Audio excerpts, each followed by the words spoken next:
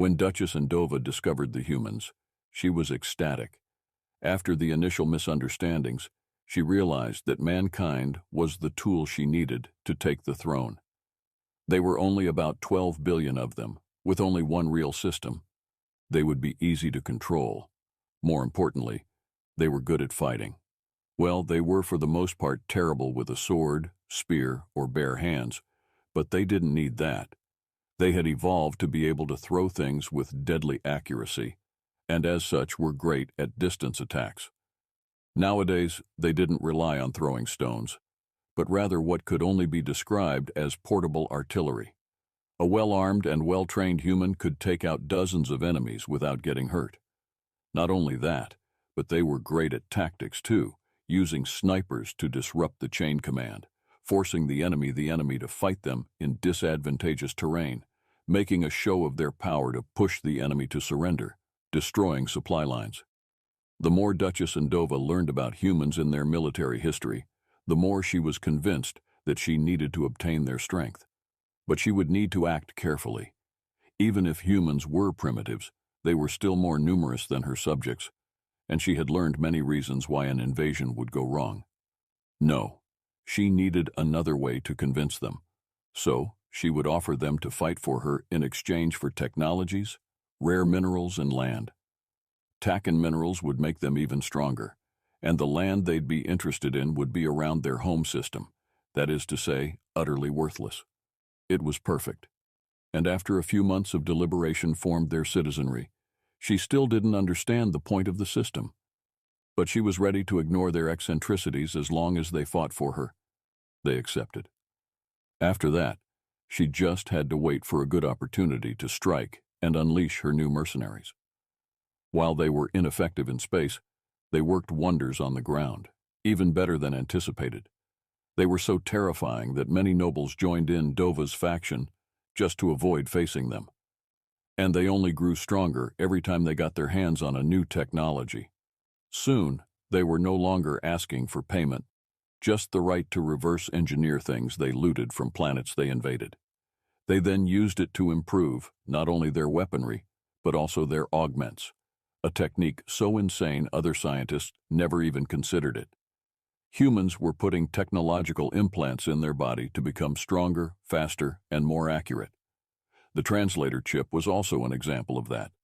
Soon, they began to develop their own fleet, not build it, however. In fact, to make use of their ground combat superiority, they adopted boarding tactics, with the added bonus of getting to keep the ship. Once they had enough ships to transport large amounts of people and materials, they began handling their prisoners themselves, which was a relief for the Duchess, as keeping what was quickly amounting to hundreds of millions of civilians and soldiers was becoming a logistical nightmare. The humans were bringing their prisoners back to their territory, where no one really knew what happened. When asked, their ambassadors simply replied that they were used to expend their economy. And Dova knew enough about human history to understand what that meant. The humans even accepted prisoners from other members of the coalition as payment. And Dova did feel a bit bad sending even the children in what was probably slavery, but she needed to pay the bills somehow. And the massive amounts of rare metal the humans demanded were simply not sustainable. By the time the usurper fell, nearly 3 billion Uzars had been sent to the humans. They were viewed by most of the empire in a mixed way. On one hand, they were absolutely terrifying warriors. They had only sent 10 million soldiers as the max, and yet no one contested they did most of the work to bring the empire down. On the other hand, they always sent help to the planet they conquered. They built hospitals, helped to feed the population, and generally acted very differently towards their enemy, or those they viewed as innocents. This led to an interesting situation, where the planets who were the most scared of humans were those where they had never set foot. But the war was over, and its horrors behind them. Now it was time to celebrate the coronation of the new empress, with an entire month of festivities. And Dova tried to enjoy it and her new position, but she couldn't but worry about her debt. The humans had become more and more expansive during the war, and she had accumulated a considerable debt to them. As empress, she could technically declare that the debt didn't exist, But that didn't seem like the wisest move. The human general secretary, which, as far as she understood, was their leader, requested an audience as soon as the coronation was over. The imperial coffers were empty, as both sides had spent everything in the war. She decided to wait 1 year before paying, then another, in another. After 4 years, the debt had increased significantly, both from her using humans to put down many rebellious factions, and their significant interest rate. The general secretary requested an audience. It was denied. He still came, and the empress had no choice but to organize one. She now understood painfully that even an absolute monarch does not hold absolute power. He bowed down as low as it was expected for a commoner meeting the empress before speaking. Your Majesty, I'm afraid the issue of your debt towards my nation cannot wait a single day longer. As much as it pains me to say, and rest assured, I don't mean any disrespect, you can't pay us in money or metals anymore. You need to take a decision. And what do you want? Technology? Land?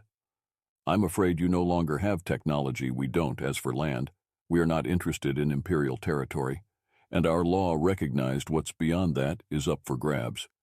We accepted you giving territories you didn't have before, but now it's out of the question. Then what? I'm afraid you can only pay us in power, and don't bother trying to delay the payment. Our army is already in position and ready to assist the revolutionaries we swayed to our cause. As a citizen of the United Nations, we'll come back to the empire and help it transition to a constitutional monarchy. As a citizen, who are you talking about? She had already given up the idea of stopping the humans years ago. If she was honest with herself, she had known that it would end like this since years. Well, we saved many poor souls from the imperial judiciary system during the war. Curiously, nobody in the nobility seemed to care about what happened to them. A perfect opportunity to show them how we run things and prepare them for the inevitable day of the confrontation. Hello, everyone. Thank you for being here today to listen to this amazing story. I hope you enjoyed it and found the tale intriguing and entertaining. The adventure of Duchess and Dova has taught us many things. It showed us the importance of forming strong bonds among people, the fact that different cultures can come together and work alongside each other, and even the power of unexpected allies. This story took us to a universe filled with strategy, struggle, and alliances, and most importantly, it showed the challenges and consequences of a leader's decision-making process. It was a pleasure sharing this story with you all. If you enjoyed the tale, don't forget to like and subscribe to my channel. I always appreciate your feedback. Wishing you all a fantastic day, and until the next adventure, goodbye.